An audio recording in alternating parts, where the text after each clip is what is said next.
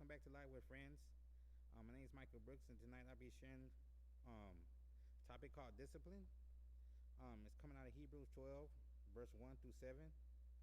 And verse 1 it says like this: it says, "Therefore, since we are surrounded by such a huge crowd of witnesses to the life of faith, let us strip off every weight that slows us down, especially the sin that easily trips us up.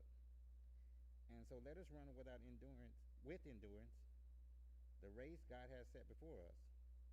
We do this by keeping our eyes on Jesus, the champion who initiates and perfects our faith.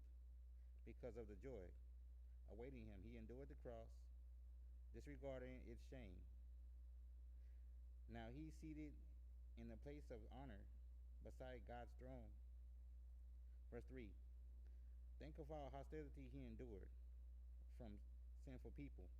Then you won't become weary and give up." Verse 4: "After all, you have not yet given your lives and your struggle against sin." Verse 5: "And have you forgotten the encouraging words God spoke to you as his children?" He said. It says like this: "My child, don't make light of the Lord's discipline, and don't give up when he corrects you. For the Lord disciplines those he loves, and punishes each one he accepts as his child." Verse 7: "As you endure this divine discipline, remember that God is treating you as his own children. Who ever heard of a child who never disciplined by his father?"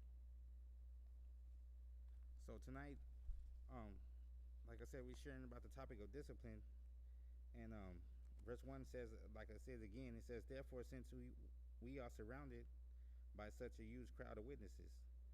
That part right there where it says the witnesses is, to me, it means like, when I was once lost, I had a bunch of people that would just, around me that, I was doing my thing, drugs, alcohol.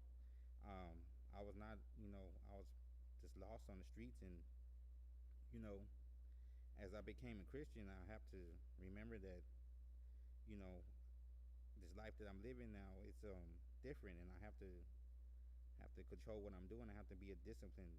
I have to be trained, and that's why I'm in the home for, to be trained to be a man of God, and to continue to share His word, and to continue to go forward, and and live the life, the Christian life, live the Christian life by faith.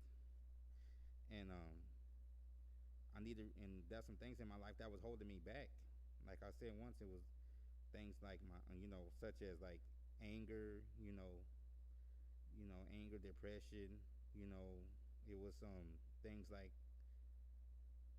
just not being responsible for things that I was doing. Like I'm supposed to be taking care of my business, I'm not doing that. And then God he had to, he had to, get a hold of me and show me the right way of living, and that's what He's doing now. And those things, like I said, was weighing me down, and in this Christian life, it can slow our growth down also. So we have to be careful and just, keep our eyes on Jesus, and stay focused on what God is showing me, in His Word, and in His everyday life. And that's what's going to make me stronger. Make my faith stronger in Him.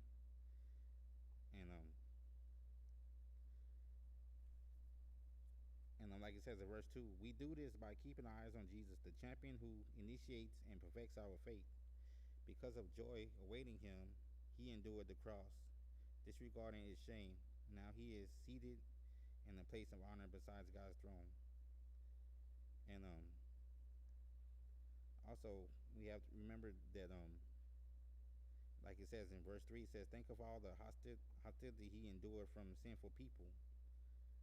That's things that I go through when I was on discipline also, because I have been disciplined, and I'm thinking that this is this is horrible, and this is, you know this is not good. I don't, I had a hard time with it, but God was trying to set me apart so He can show me, that, you can do this. That was, people encouraged me to go forward, and I thank God for that. And also, when I as I go to the streets, just pass out flyers or whatever. There's people out there. They're, you know, like it says here, people that just, they say mean things. They they they cuss at you. They tell you to move away from them and just disrespect you. And I, I if Jesus can do it, I know I can continue to go out there and I won't get, like it says here, won't get weary or give up. You know,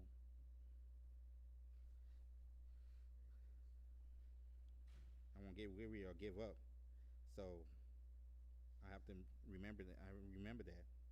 After all, you have not yet. It says in verse 4. After all, you have not yet given your lives and your struggle against sin. Remember that God is the one who paid the big price. He's the one that paid the price on the cross. He's the one that he went through the lashes. He went through 39 lashes. He got beaten. He got cussed out at. He got spit on, and he just went through a whole bunch of painful things. And it just reminds me of, if God did that for me, then in return I should be able to go forward, and not give up, and just because it's days and it's times where I want to, but I thank God for His word and His encouraging words for me to just, you know, and like it says in verse 5, and you have forgotten the encouraging words God spoke to you as His children.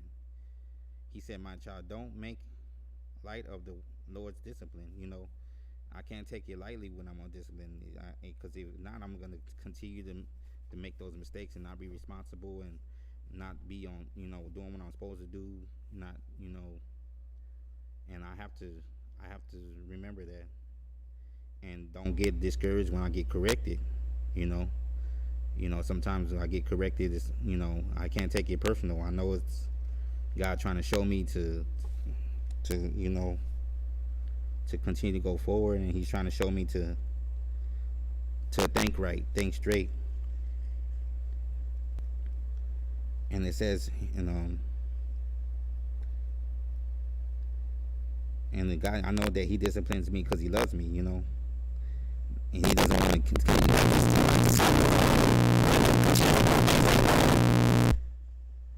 and not be slowed down, or in my Christian walk, just to go forward. And it says in verse 7, as you endure this divine discipline, remember that God is treating you as His own children.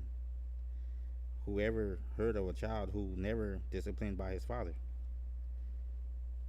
And it also says in verse 8, if God doesn't discipline you as He does all His children, it means that you are illegitimate and you are not really a child of God. Well, I don't want to be that like I was, because I was lost. And like it says in Ephesians 2 verse 1, it says we was once lost in our trespasses and sins, and we was far off from God. And I don't want to be far off from God. I want to be God's child, and I also want to grow up right and be trained to to respect God, and as well as I respecting my earthly father, I should be able to respect my spiritual father that's in my life, and I also respect my heavenly Father, which is Jesus Christ. Says in verse 9, since we respect our earthly fathers who discipline us, shouldn't we submit even more to the discipline of the Father of spirits and live forever? That's what I want to do. I don't want to be lost and not be a child of God and end up being spiritually dead and just go back to my old ways. I want to go forward, and I can honestly say that today is one time in my life where I couldn't say that, because it just wasn't it really wasn't. I really wasn't thinking about that, focus on that. But now today I can say I don't want to go back to that. I don't want to go back to being, lost or being without Jesus in my life, because I knew who I was then. For our earthly fathers disciplined us for a few years doing the best. This is verse 10. It says, for our earthly fathers disciplined us for a few years doing the best that they knew how. But God's discipline is always good for us so that we might share in his holiness. And that's what I want. I want to share in his whole. I want to be with Jesus. I want to be able to one day, when I die, I want to be able to go with Jesus and be knowing that I did everything I could to live this Christian life the way I'm supposed to, not falling back. And I know that this discipline is not all discipline is not always it's not enjoyable at all. It's actually it's painful. But I know in the end that I'll be at peace with myself, and I know that I've done what I'm supposed to do, and I don't have to be angry about it. I don't have to take it personal because I know that mistakes are made every day, and that God is here to help me with those mistakes, not making the same ones over and over again. So verse 11 says, "No discipline is enjoyable while it's happening. It's painful, but afterward there will be a peaceful harvest, a right living for those who are trained in this way."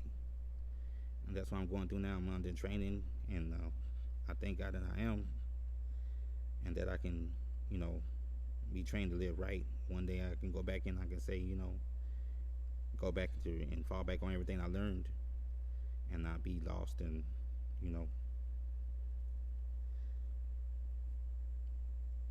So verse 12 says, "So take a new grip with your tired hands and strengthen your weak knees."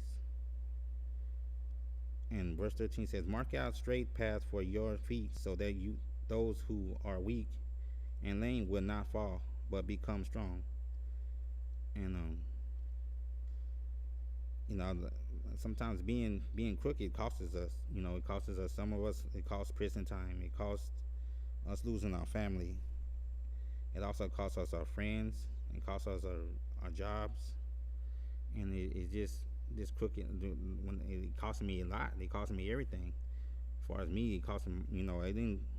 Thank God I didn't go to prison, but it cost me my job. It cost me to lose relationships with some of my friends. It cost me to just be without a relationship with God. And I was doing my own thing.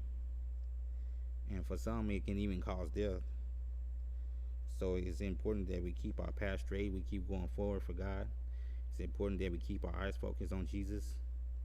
It's important that we, for me, being in the home, being in the Accra home, it's important for me to just, every day plug into the Word of God by, my Proverbs, prayer, praise and worship. Those things is the one that's going to keep me going and coming here to the church and serving and, with people that are here to encourage me.